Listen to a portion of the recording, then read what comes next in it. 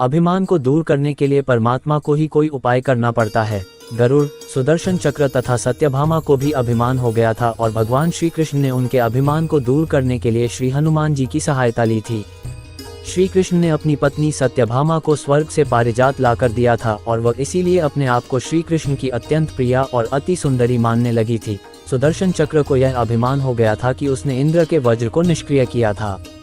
वह लोकालोक के अंधकार को दूर कर सकता है। भगवान श्री कृष्ण अंततः उसकी ही सहायता लेते हैं। गरुड़ भगवान कृष्ण का वाहन था। वह समझता था भगवान मेरे बिना कहीं जा ही नहीं सकते, इसलिए कि मेरी गति का कोई मुकाबला नहीं कर सकता।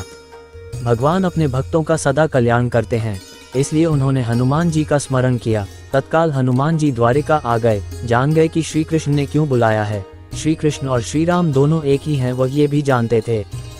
इसीलिए सीधे राज दरबार नहीं गए, कुछ कौतुक करने के लिए उद्यान में चले गए। वृक्षों पर लगे फल तोड़ने लगे, कुछ खाए कुछ फेंक दिए। वृक्षों को उखाड़ फेंका, कुछ को तो तोड़ डाला।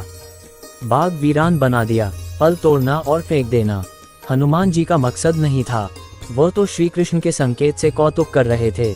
बात श्री कृष्ण तक पहुंची। किसी वानर ने राजोद्यान को उजाड़ दिया है, कुछ किया जाए। श्री कृष्ण ने गरुड़ को बुलाया, कहा जाओ सेना ले जाओ, उस वानर को पकड़ कर लाओ। गरुड़ ने कहा प्रभु, एक मामूली वानर को पकड़ने के लिए सेना की क्या जरूरत है, मैं अकेला ही उसे मजा चखा दूंगा। कृष्ण मन ही मन मुस्करा दिए, जैसा तुम चाहो, लेकिन उसे रोको। गरुड़ जी वहां गए और हनुमान जी को ललकारा और बोला बाग क्यों उजाड़ रहे हो, फल क्यों तोड़ रहे हो, चलो तुम्हें श्री कृष्ण बुला रहे हैं। हनुमान जी ने कहा मैं किसी कृष्ण को नहीं जानता, मैं तो श्री राम का सेवक हूँ, जाओ कह दो मैं नहीं आऊंगा। गरुड़ क्रोधित होकर बोले तुम नहीं चलोगे तो मैं तुम्हें पकड़कर ले जाऊंगा। हनुमान जी ने कोई उत्तर नहीं दिया।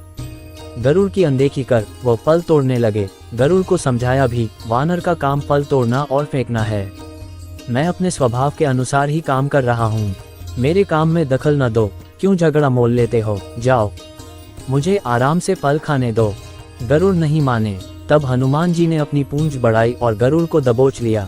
उनका घमंड दूर करने के लिए कभी पूंछ को ढीला कर देते तो गरुड़ कुछ सांस ले लेते, और जब कसते तो गरुड़ के मानो प्राण ही निकल रहे हो। हनुमान जी ने सोचा भगवान का वाहन है, प्रहार भी नहीं कर सकता, लेकिन इसे सबक तो सिखाना ही होगा। उन्होंने पूंछ को एक झटका दिया और गरुड़ को दूर समुद्र में फेंक दिया। बड़ी मुश्किल से गरुड़ जी दरबार में पहुंचे। भगवान को बताया प्रभु वो कोई साधारण वानर नहीं है, मैं उसे पकड़कर नहीं ला सकता।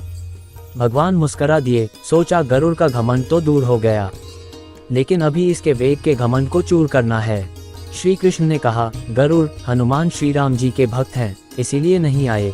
यदि तुम कहते कि श्री राम ने बुलाया है तो हनुमान फौरन भागे चले आते। हनुमान अब मलय पर्वत पर चले गए हैं, तुम तेजी से जाओ और उनसे कहना श्री राम ने उन्हें बुलाया है। तुम तेज उड़ सकते हो, तुम्हारी गति बहुत है, उन्हें साथ ही ले आना। गरुड़ वेग से उड़े और मलय पर्वत पर पहुंचे। हनुमान जी से क्षमा मांगी और कहा श्री राम ने आपको याद किया है, अभी आओ मेरे साथ, मैं तुम्हें अपनी पीठ पर बिठाकर मिनटों में द्वारिका ले जाऊंगा। तुम खुद चलोगे तो देर हो जाएगी, मेरी गति बहुत तेज है, तुम मुकाबला नहीं कर सकते। हनुमान जी मुस्कराए और भगवान की लीला समझ गए। कहा तुम जाओ, मैं तुम्हारे पीछे ही आ रहा हूँ। द्वारिका में श्री कृष्ण राम रूप धारण कर और सत्यभामा को सीता बना सिंहासन पर बैठ गए। सुदर्शन चक्र को आदेश दिया कि द्वार पर ही रहना, कोई बिना आज्ञा अंदर न आने पाए। श्री कृष्ण समझते थे कि श्री राम का संदेश सुनकर तो हनुमान जी एक पल भी रुक नहीं सकते, अभी आते ही होंगे। गरुड़ को तो हनुमान जी ने विदा कर दिया और स्वयं उससे भी तीव्र गति से उड़कर गरुड़ से पहले ही द्वारका पहुंच गए। दरबार के द्वार पर सुदर्शन ने उन्हें रोक कर कहा बिना आज्ञा अंदर जाने की मनाही है, जब श्री राम बुला रहे हों तो हनुमान जी विलंब सहन नहीं कर सकते।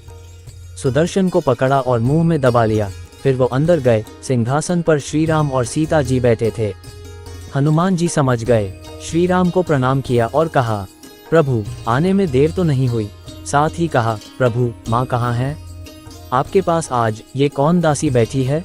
सत्यभामा ने सुना तो वह लज्जित हो गई, क्योंकि वह समझती थी कि कृष्ण द्वारा पारिजात लाकर दिए जाने से वो सबसे सुंदर स्त्री बन गई हैं। सत्यभामा का भी घमंड चूर हो गया। उसी समय गरुड़ तेज गति से उड़ने के कारण हांफते हुए दरबार में पहुंचे। सांस फूल रही थी, थके हुए से लग रहे थे। और हनुमान जी को दरबार में देखकर तो वह चकित हो गए। मेरी गति से भी तेज गति से हनुमान जी दरबार में पहुंच गए। वो लज्जा से पानी पानी हो गए। गरुड़ के बल का और तेज गति से उड़ने का घमंड चूर चूर हो गया। श्री राम ने पूछा, हनुमान तुम अंदर कैसे आ गए? किसी ने रोका नहीं? रोका था भगवान सुदर्शन ने। मैंने सोचा आपके दर्शनों में विलंब होगा, इसलिए उनसे उलझा नहीं, उसे मैंने अपने मुंह में दबा लिया था। और यह कहकर हनुमान जी ने मुंह से सुदर्शन चक्र को निकालकर प्रभु के चरणों में डाल दिया। तीनों के घमंड चूर चूर हो गए। श्री कृष्ण यही चाहते थे।